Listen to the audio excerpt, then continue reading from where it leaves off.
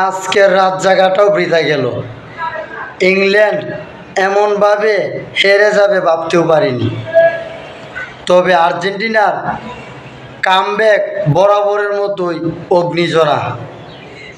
ওরা ফিনিশিংয়ে এত ভালো খেলে কল্পনার বাহিরে। খেলা শেষে আমি প্রায় আধা ঘন্টা ভেবে দেখেছি তাদের এই সফলতার মূল মাস্টার মাইন্ড হলো তাদের হেড কোচ স্কালোনি এবং মেসির অসাধারণ অধিনায়কত্ব।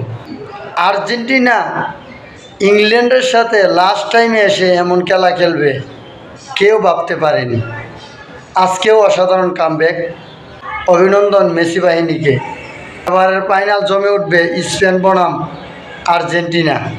ব্যাক টু ব্যাক আর্জেন্টিনা ফাইনালে উঠেছে।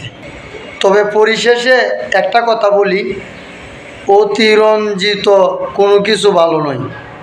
মানুষের জীবনের মূল্য অনেক। আজকে খেলা ইস্যু নিয়ে নেত্রকোনায় প্রাণ গেল একজনের।